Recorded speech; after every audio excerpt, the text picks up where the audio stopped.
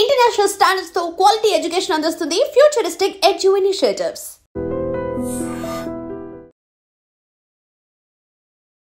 Hi sir, చెప్పండి. నమస్కారం sir మీ పేరు? మదన్ మోహన్ అండి, అడ్వకేట్. ఓకే సార్, ఎలా అనిపిస్తుంది జూబ్లీ హిల్స్ ఉప ఎన్నికల్లో అయితే విపరీత కాంపిటీషన్ అయితే ఉంది. డెఫినెట్లీ ఇండిపెండెంట్ క్యాండిడేట్లు కూడా 300 మంది నామినేషన్ వేయడం జరిగింది. సో ఏంటి ఏమన్నా ఓట్లు చిందరవందర అయ్యే ఛాన్స్ ఉందంటారా? ఓట్లు చిందరవదర కాదండి. కాంగ్రెస్ పార్టీకి పీజీఆర్ అప్పటి నుంచి కూడా ఈ ఏరియా అంతా గట్టి బెల్ట్ అండి. ఇది పేద బలహీన వర్గాలకు కూడా పీజీఆర్ గారు ఉన్నప్పటి నుంచి పట్టాలు ఏర్పాటు చేసి బోరబండ అనే ఒక మామూలుగా ఉండే ఏరియాని ఆయన పట్టాలు ఇచ్చి ఎంతమంది పేద ప్రజలకు కూడా ఇక్కడ నివాసం యోగ్యమైన ఒక స్థలాన్ని ఆయన కేటాయించారు. కాబట్టి ముందు నుంచి కూడా కాంగ్రెస్ అంటే అభిమానం ఉన్న ఏరియా ఇది బోరబండ. కానీ ఇది డివిజన్ అంతా కేసీఆర్ గారి మీద అభిమానం ఇప్పుడు బీఆర్ఎస్ కి ఓట్లు పడతాయి అంటారా, కాంగ్రెస్ కి పడుతుంది అంటారా? డెఫినెట్లీ కాంగ్రెస్ కండి. ఆయన చచ్చిపోయేదాకా కాంగ్రెస్ పార్టీ ప్రోగ్రామ్ లో చనిపోయాడు కేసీఆర్ గారు. ఎవరండి ఫలితాన్ని అది ఆయన నైతికతకు ఆయనకే వదిలేస్తామండి. ఆయనకు వాళ్ళ నాన్న చనిపోతే బై ఎలక్షన్ లా బీఫామ్ ఇచ్చి నిలబెట్టి ఆయన చిన్న వయసులో ఎమ్మెల్యే చేసింది కాంగ్రెస్ పార్టీ, అవునా కదా? మళ్ళీ సెకండ్ టైం కూడా బైఫోర్కేషన్ అయినప్పుడు జూబ్లీ హిల్స్ కాన్స్టిట్యూన్సీ ఏర్పడేటప్పుడు కూడా మళ్ళీ కాంగ్రెస్ పార్టీ అవకాశం ఇచ్చింది, ఎమ్మెల్యే చేసింది. సెకండ్ టైం గెలవలే అంటే ఫస్ట్ టైం అంటే పార్టీ నుంచి వాళ్ళ ఫాదర్ నుంచి సింపతి ఉండొచ్చు. సెకండ్ టైం డిపెండ్ అవ్వకుండా క్రెడిబిలిటీ, ఆయన క్రెడిబిలిటీ మీద పైన డిపెండ్ అయ్యి సెకండ్ టైం గెలవాలి. ఆయన గెలవలేకపోయింది. ఇట్స్ ఓన్ డిఫికల్టీ అది. సో ఇప్పుడు చూసుకున్నట్లయితే 50,000 మెజారిటీ అని మీరు చెప్తున్నారు కాంగ్రెస్ వాళ్ళు, అటు నుంచి బీఆర్ఎస్ కూడా మాకు 70,000 మెజారిటీ అని వాళ్ళు అంటున్నారు. సో బీజేపీ కూడా 30,000 మెజారిటీ అంటుంది. సో ఎలా ఉంది పరిస్థితి మరి మూడు పార్టీల మధ్య పోటీ? డెఫినెట్గా అండి, కాంగ్రెస్ పార్టీ అభ్యర్థి బి నవీన్ యాదవ్ గారు 40,000 to 50,000 మెజారిటీతోని గెలవబోతున్నారు. ఇది మాత్రం తథ్యం. ప్రజలు ఆల్రెడీ నిర్ణయించుకున్నారండి. ఎందుకంటే యువకుడు, ఆయన పదవి లేనప్పుడే ఎన్నో సేవా కార్యక్రమాలు ఎంతోమంది బీద ప్రజల్ని పేద ప్రజల్ని ఆదుకొని ప్రజల్లో ఉన్న వ్యక్తి కాబట్టి, చదువుకున్న యువకుడు, బ్యాచిలర్ ఆఫ్ ఆర్కిటెక్చర్ చేసినాడు కాబట్టి ఆయనకు అవకాశం ఇవ్వడానికి ప్రజలు సిద్ధంగా ఉన్నారు. అయితే టికెట్లు రౌడీలకు ఇచ్చి టికెట్ల ప్రచారంలో రౌడీలు పాల్గొంటున్నారు, స్టేట్ లో ఉన్న రౌడీలు అందరూ అని చెప్పేసి మొన్న విన్నారు మీరు కూడా. అవును అవును అవును. గత 10 సంవత్సరాల అధికారంలో ఎవరున్నారండి? బీఆర్ఎస్ పార్టీ కదా. అప్పుడు వాళ్ళ కళ్ళకు కనిపించలే రౌడీలు ఎవరని. ఆ రౌడీలు ఎందుకు అరికట్టలేదండి? మరి రౌడీలు అన్నప్పుడు వాళ్ళు 10 సంవత్సరాల అధికారం ఉన్నప్పుడు వాళ్ళు అరికట్టాలి కదా, రౌడీజం అరికట్టాలి కదా. హైదరాబాద్ ని మెగా సిటీ చేసినానికి కేటీఆర్ జబ్బులు జరుచుకుంటాడు కదా, మరి అప్పుడు ఆయన ఎందుకు అరికట్టలేకపోయిండు? అంటే ఆయన చేతకంతనం ఒప్పుకుంటుండ ఇప్పుడు. మొత్తాన్ని ఏం చెప్పదలుచుకున్నారు మరి మాకంటే సునీత గారి గురించి? సునీత గారి గురించి అంటే ఇప్పుడు ఆమె గృహిణి అండి. ఆమెకు ఎక్కువ రాజకీయాలు పరిచయం లేదు. ఆమె చాలా బాధాకర విషయం ఏంటంటే మాగంటి గోపీనాథ్ గారు చనిపోవడం వల్ల బై ఎలక్షన్ వచ్చింది. వాళ్ళ కుటుంబానికి మా కాంగ్రెస్ పార్టీ తరఫున ప్రగాఢ సానుభూతి తెలియజేస్తున్నాం. ఆమె ఇటువంటి విపత్కర పరిస్థితుల్లో ఆమె ఇంకా ఆ బ్యాడ్ ఇన్సిడెంట్స్ మరిగిపోకముందుకే ఆమె ఇంట్లో ఉండి ఆమె వాళ్ళని తీసుకొచ్చి బీఆర్ఎస్ వాళ్ళు రాజకీయంగా ఇట్లా చేయడం మంచిది కాదని నా వ్యక్తిగత అభిప్రాయం. ఓకే, సో ఇప్పుడు మరి లంకాల దీపక్ రెడ్డి గారి గురించి ఏం చెప్తారు? బీజేపీ బీఆర్ఎస్ అని అందరికీ తెలిసిన విషయం. ఎప్పుడైతే టీఆర్ఎస్ బీఆర్ఎస్గా మారిందో, తెలంగాణ దేశ భారతీయ పెట్టిందో, అప్పుడే భారతీయ జనతా పార్టీకి అది కవల పిల్లలక మారిపోయింది. వాళ్ళు రెండు ఒకటేనండి. ఇంకో విషయము, 300 ఇండిపెండెంట్ నామినేషన్ పడ్డాయి అంటే అది గవర్నమెంట్ వైఫల్యం అది కాదంటారా? ఇప్పుడు భారతదేశంలో మన కాన్స్టిట్యూషన్ ప్రకారం ఎవరు ఎక్కడైనా పోటీ చేయొచ్చండి. అది ఆ వైఫల్యము ఈ వైఫల్యం అనలేము. ఎందుకంటే ఇప్పుడు as a citizen of India anybody can contest in anywhere in India. కాబట్టి దానికి దీనికి సంబంధం లేదు. కంటెస్టెంట్ చేయొచ్చు, కానీ నామినేషన్ వేసిన ప్రతి ఒక్కరు మాకు గవర్నమెంట్ నుంచి న్యాయం జరగట్లేదని నామినేషన్ వేయడం జరిగింది. రైతులు కావచ్చు, నిరుద్యోగులు కావచ్చు, వీళ్ళందరూ. రైతులకు న్యాయం ఎందుకు జరగలేదండి? రుణమాఫీ తెలంగాణ చరిత్రలో ఎవరు చేయలేని సాహసోపేత నిర్ణయము మన ముఖ్యమంత్రి రేవంత్ రెడ్డి గారు ఏకకాలం రుణమాఫీ చేశారు కదండి.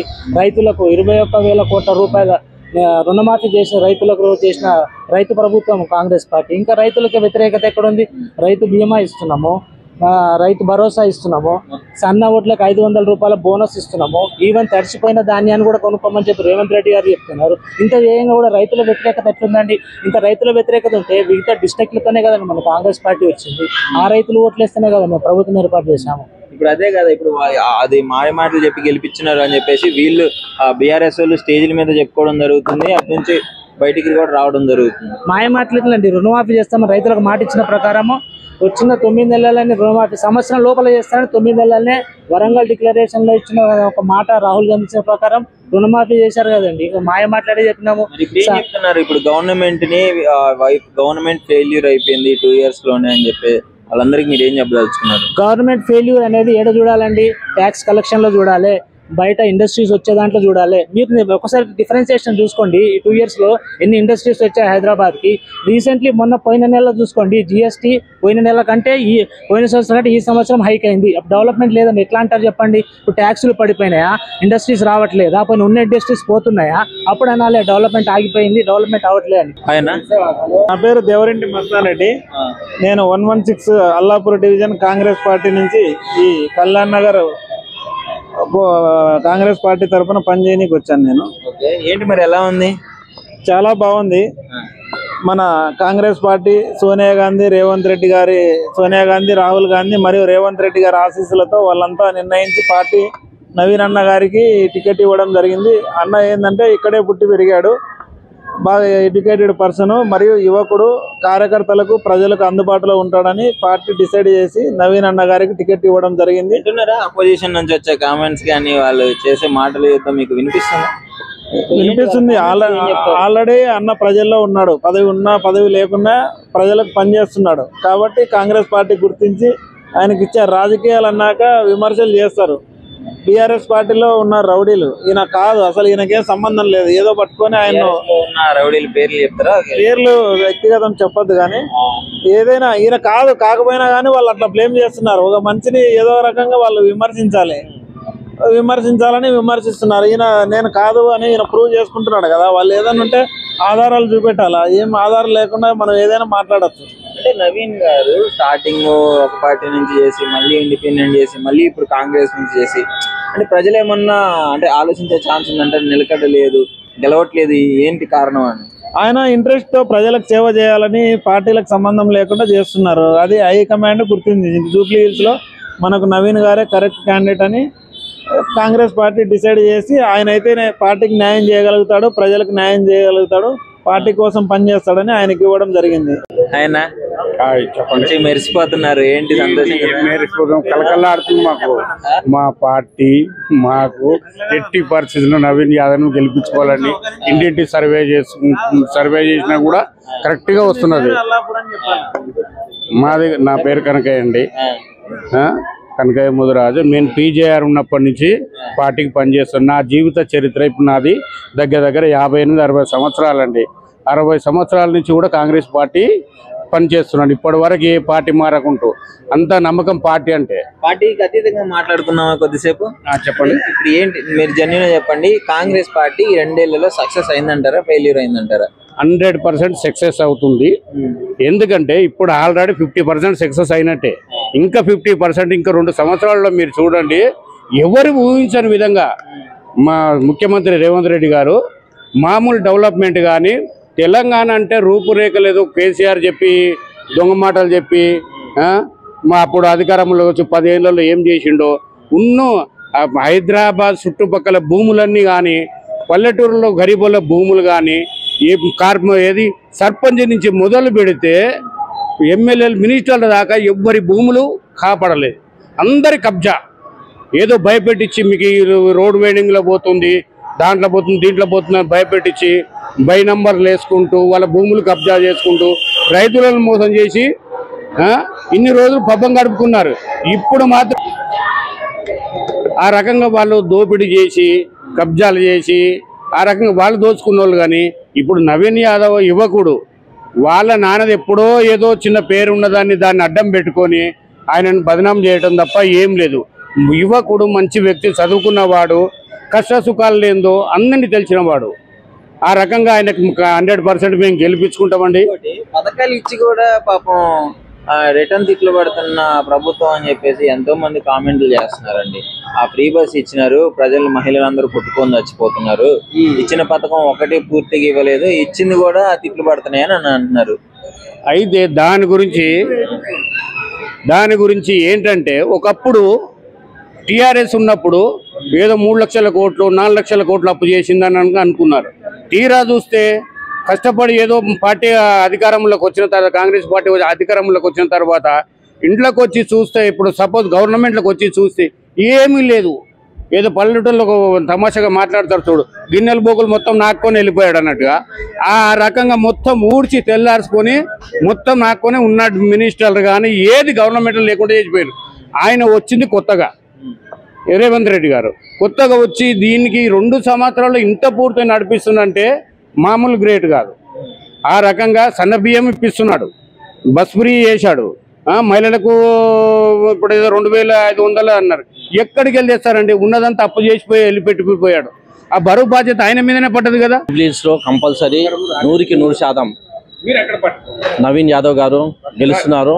కనీసం మినిమం 10,000 మెజార్టీ. ఈ రోజుకి 10,000 లీడ్ ఉన్నారు. ఎందుకంటే షేక్పేట్ కానీ కార్పొరేటర్ ఎంఐఎం సపోర్ట్ మనకి గురించి, మనకి ఎర్రగడ్డ ఎంఐఎం పార్టీ మనకి అలయన్స్ ఉంది కాబట్టి ఈ 2 కూడా మనకి ఓట్ బ్యాంక్ ఉంది. ఎప్పుడు కూడా ఇక్కడ చూడండి, బీఆర్ఎస్ మాగంటి గోపీనాథ్ గారు ఎలా గెలిచారంటే ఎంఐఎం ఓట్లు స్ప్లిట్ అయితే ఆయన బీఆర్ఎస్ గెలుస్తుండే. ఎందుకంటే ఎంఐఎం మాకు అలయన్స్ ఉంది కాబట్టి ఎక్కడ ఎంఐఎం నిలబడితే అక్కడ కాంగ్రెస్కి మైనస్ ఉంటుంది. కాబట్టి ఈసారి మనకి కంపల్సరీ అడ్వాంటేజ్ ఉంది, మనం ఇక్కడ గెలుస్తున్నాం. ఇంకోటి ఏంటంటే కాంగ్రెస్ పార్టీ ఇప్పుడు జూబ్లీ హిల్స్లో మనం గెలుస్తున్నాము. సంక్షేమ కార్యక్రమాల వల్లనే ఈరోజు కాంగ్రెస్ పార్టీ మళ్ళీ జూబ్లీ హిల్స్లో జెండా ఎగరవేస్తున్నాం. నవీన్ యాదవ్ ఒక మంచి యువకుడు, నవీన్ యాదవ్ ఆర్క్ ఇంజనీరు. ఎందుకంటే ఎప్పుడు మీకు రోడ్ల సమస్య అయినా, నీళ్ళ సమస్య అయినా, విద్యుత్ సమస్య అయినా, డ్రైనేజ్ సమస్య అయినా, మున్సిపల్ పార్క్ సమస్య అయినా, అదేవిధంగా యువతకి ప్రతి ఒక్కరికి మీకు ఒక భరోసా ఇచ్చే ఒక నాయకుడు, మీ న్యాయం కోసం పోరాడే వ్యక్తి నవీన్ అన్న. కాబట్టి రౌడీలు, గూండాలు అని చెప్పి సంబోధిస్తూ బహిరంగంగా ప్రెస్ మీట్ లో మాట్లాడడం జరుగుతుంది కదా సభలలో. చూడండి, నవీన్ యాదవ్ గారు మంచి వ్యక్తి, ఒక సోషల్ వర్కర్, ఆయన ఒక ఇంజనీరు, ఒక ఇంటెలెక్చువల్. అతని మీద ఈ బురద జల్లడం చాలా తప్పు. ఈరోజు మీరు పీజేఆర్ తర్వాత ఇప్పుడు నవీన్ యాదవ్ గారు తయారవుతున్నారు 100% జూబ్లీ హిల్స్లో. కాబట్టి అపోజిషన్ వాళ్ళు జీవించలేక వాళ్ళు ఓడిపోతున్నారు కాబట్టి వాళ్ళు ఆయన మీద బురద జల్లుతున్నారు. ఇది పబ్లిక్కి తెలుసు. ఎందుకంటే నవీన్ యాదవ్ లోకల్ క్యాండిడేట్, మీ మధ్యలో ఉంటాడు, మీ న్యాయం కోసం పోరాడతాడు, మీ అందుబాటులో ఉంటాడు, మీ సేవకి అంకితం, ప్రజలే ప్రభువులని ముందు పోయే నాయకుడు ఈరోజు నవీన్ యాదవ్ గారు. నవీన్ అన్న పేర్లనే న్యాయంగా పోరాడతారు. తప్పకుండా నవీన్ యాదవ్ గారు మీకు నాణ్యతమైన సేవలు ఇస్తారు. కాబట్టి కాంగ్రెస్ పార్టీలో ఈరోజు రేషన్ కార్డులు ఎప్పుడైనా ఇచ్చిండు కేసీఆర్. రెండోది, కాంగ్రెస్ పార్టీ ఇక్కడ కొన్ని పట్టాలు కూడా ఇష్యూ చేసిండు గతంలో పీజీఆర్ ఉన్నప్పుడు కూడా. మూడోది, మీకు ఉచిత బస్సు ఇచ్చారు. నాలుగోది శాంక్షన్ చేశారు ఎర్రగడ్డ డివిజన్ కానీ మొత్తం జూబ్లీ హిల్స్ నియోజకవర్గంలో. ముందే ఒక 5 months నుంచే మనం ఇక్కడ ముఖాం వేసి, అదేవిధంగా గ్యాస్ కూడా ఉంది. గ్యాస్కి కూడా మీకు సబ్సిడీ 500 రూపీస్, అదేవిధంగా ఉచిత విద్యుత్ కూడా 200 యూనిట్స్ వరకు ఇచ్చారు. ఇంకా తప్పకుండా మెరుగైన సేవలు ఇస్తారు. ఈరోజు కేసీఆర్ ఇంటికి వెళ్ళిపోయిండు. ఎందుకు వెళ్ళిండు? గజ్వేల్ గంజాయి మొక్కకి ఇంటికి పంపించాడు. మేడం నమస్తే. నమస్తే. ఎలా ఉంది ప్రచారం చేస్తున్నప్పుడు ప్రజల రెస్పాన్స్? బాగానే ఉందండి, విల్ఫుల్ గానే ఉన్నారు. ప్రచారం దూసుకుపోతుంది. వాళ్ళ ఏమంటారు ఆన్సర్ కూడా చాలా హ్యాపీగా విల్ఫుల్ గా ఉంది. బీఆర్ఎస్ కే ఓటేస్తామని చెప్పి వాళ్ళు హ్యాపీగా చెప్తున్నారు. ఏ పార్టీ అయినా ఇదే చెప్తుంది, ఏ పార్టీ వచ్చినా ప్రజలు కూడా అదే చెప్తుంటారు కదా. సో ఇప్పుడు మేము ఇక్కడ క్యాన్వసింగ్ పర్పస్, ఇప్పుడు ఎలక్షన్ ఉన్న పర్పస్ కాదు కదా. మేము అనునిత్యం జనాలలో ఉంటాము, మేము కార్యకర్తలం. మాకు వాళ్ళ ఫేస్ చూస్తే తెలిసిపోతుంది. మేము వాళ్ళ ఫేస్ నోటీస్ చేసి, వాళ్ళు మాకు ఇచ్చే రెస్పాన్స్ నోటీస్ చేసి చెప్తున్నాం. వేరే వాళ్ళలాగా గాలికి చెప్పట్లేదు. ఇంకోటి, ఇప్పుడు ఎలా ఉంది పరిస్థితి? మన సునీత గారేమో సానుభూతి అంటున్నారు, నవీన్ యాదవ్ గారేమో లోకల్ నేను గల్లీలు కూడా దాటినివ్వను అని చెప్పేసి క్లియర్ గా అంటున్నారు కదా. అవన్నీ వేస్ట్ మాటలు సార్. సునీత కూడా లోకలే, యూసుఫ్ కూడా రెసిడెన్స్. మరి అఫిడవిట్ లో చూస్తే కనిపిస్తుంది కదా. ఇంకొకటి, వాళ్ళ సానుభూతి అని పక్కన పెడితే మాగంటి గారు చేసిన డెవలప్మెంట్స్ ఎక్కువ ఉన్నాయి కదా. ప్రజలకు కావాల్సింది మాగంటి గారు చేసిన డెవలప్మెంట్స్. ఇంకొకటి ఏంటంటే, మాగంటి గారు 9-10 ఏళ్ళు ఎమ్మెల్యేగా ఉన్నప్పుడు ప్రతి ఇంట్లో మాగంటి గోపీనాథ్ గారి గిఫ్ట్ ఉంది. ప్రతి ఇంట్లో కేసీఆర్ గారిది ఏదో ఒక పథకం తీసుకున్న జనాలు ఉన్నారు. అందుకని మాగంటి సునీత గారిని భారీ మెజారిటీతో జనాలు గెలిపిస్తారు. హైదరాబాద్ లో ఓకే, బట్ విలేజెస్ లో అంటే దారుణంగా ఓడిపోయింది కదా బీఆర్ఎస్. దానికి ఏంటి రీజన్ ఏమనుకో? మీరు అనుకున్నట్టు విలేజెస్ లో మరీ దారుణంగా కూడా ఎక్కడ ఓడిపోలే. మార్జిన్ 5% తోనే ఓడిపోయింది ఎక్కడైనా సరే. ఆ 5% ఏంటంటే జనాలు ఏంటంటే ఆశపడ్డారు. రుణమాఫీ ఎక్కడ ఇచ్చారు సార్? ఇన్ని బూతులు ఏదైనా సీఎం కి తిట్టడం ఫస్ట్ టైం చూస్తున్నాం అనుకుంటా మనం కూడా. అది పరిస్థితి. ఫ్రీ బస్ వచ్చింది, నేను రైతు భరోసా ఇచ్చాను మహిళలకి అన్ని చెప్తున్నాడు కదా ఆయన. ఫ్రీ బస్ వచ్చింది, ఓకే, అది కళ్ళ ముందు కనిపిస్తుంది, ఒప్పుకుందాము. కేసీఆర్ గవర్నమెంట్ లో చెయ్యి ఎత్తిన చోట మహిళలకు రెస్పెక్ట్ ఇచ్చి బస్ ఆపి ఎక్కించుకున్నారు. ఇప్పుడు ఫ్రీ బస్ పెట్టి మహిళలు కొట్టుకొని రోడ్డు మీద పడేటట్టు చేసింది కాంగ్రెస్ గవర్నమెంట్. మొత్తానికి మరి ఇప్పుడు బీజేపీ ఎలాంటి ప్రభావం చూపిస్తుంది అంటారు ఈ ఎలక్షన్ లో? బీజేపీ ఎప్పుడు కూడా ఎక్కడ ఉంటుంది సార్, జూబ్లీ హిల్స్ లో, మీకు తెలుసు కదా. బీజేపీ గారు 30,000 40,000 మెజారిటీ అని చెప్తున్నారు కదా మేడం. అంటే వాళ్ళ కామెంట్స్ ఇట్లాంటి వాళ్ళ సైడ్ నుంచి ఇలాంటి మాటలు ఎలా ఉంటుంది? ఒకటి చెప్తున్నాను సార్, 300 కార్యకర్తలే లేరు వాళ్ళకు హోల్ కాన్స్టిట్యున్సీలో. 30,000 మెజారిటీ వస్తుందని ఎట్లా ఊహిస్తున్నారు మీరు? 100 మందిని తీసుకొని బైక్ ర్యాలీలు చేసి మీటింగ్లు పెట్టి కిషన్ రెడ్డి గారు, బండి సంజయ్ గారు వీళ్ళందరూ వస్తున్నారు కదా. 100 మందిని పెట్టి బైక్ ర్యాలీ చేస్తున్నారు. 300 కార్యకర్తలు లేరు. 100 మంది పెట్టి బైక్ ర్యాలీ ఎక్కడి నుంచి అవుతుంది? లోకల్ పబ్లిక్ తో బైక్ ర్యాలీ చేస్తాడు. బైక్ ర్యాలీ బయట నుంచి వచ్చిన జనాలతో బైక్ ర్యాలీ చేసి షో చేసుకుంటే అది వేస్ట్ సార్. ఓకే, మరి ఏం చెప్పదలుచుకున్నారు జూబ్లీ హిల్స్ ఉప ఎన్నికల గురించి? మొత్తానికి జూబ్లీ హిల్స్ ఉప ఎన్నికల్లో నేను చెప్పేది ఒకటే సార్, ప్రతి ఒక్క ఓటర్కి అవగాహన ఉంది. లీడర్ చెప్తేనో ఎవరు చెప్తే జనాలు ఇప్పుడు వినట్లేదు, వాళ్ళు ఫిక్స్ అయ్యారు. వాళ్ళ సతీమణి వేరు కదా. ఒకటి చెప్తున్నాను సార్, గోపీనాథ్ గారు గాని సతీమణి గారి 9 ఏళ్ళు 10 ఏళ్ళు వాళ్ళ భర్త పార్టీ గురించి కష్టపడ్డాడు. 2 సార్లు 3 సార్లు ఎమ్మెల్యే గెలిచిండు. భార్య మినిమం నాలెడ్జ్ అయితే ఉంటది కదా. హ్యాండిల్ చేయగలదంటారా ఈ పాలిటిక్స్? ఎందుకు హ్యాండిల్ చేయదు సార్? ఇందిరమ్మ ఇందిరమ్మ ఇందిరమ్మ అని పద్దాక కాంగ్రెస్ వాళ్ళు అంటారు. సునీతమ్మ అయితే ఏమవుతుంది? సునీతమ్మ అయితే ఏమైతుంది? అంతేనా కదా? మరి ఇప్పుడు కొన్ని కామెంట్స్ కూడా వచ్చినాయి, డ్రామాలు చేసుకుంటూ ఏడ్చుకుంటూ ఓట్లు అడుగుతున్నారు అని చెప్పేసి. డ్రామాలు చేసుకుంటూ ఏడ్చుకుంటూ ఓట్లు అడుగుతా మూర్ఖులు సార్, ఏ ఒక్కరు ఒప్పుకోరు.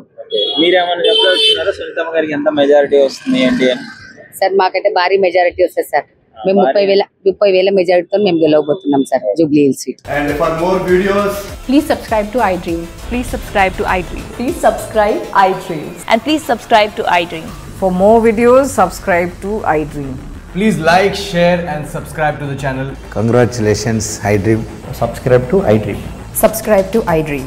So subscribe to iDream Media. iDream ki iDream team andarki huge congratulations. Please subscribe iDream Media. Please subscribe to iDream. Subscribe iDream. Please subscribe to iDream. iDream అంటే నా కళల ఛానల్ సబ్స్క్రైబ్ చేసుకున్న నోరు తిరుగుతలేదు, మీరైతే గంట గుర్తు కొట్టండి. For more such videos, please subscribe to iDream. Subscribe to iDream. Please subscribe to iDream. Please subscribe iDream Media. Please do subscribe to iDream. Please subscribe to iDream Media. For best entertainment and information, please subscribe iDream. And don't forget to subscribe to iDream.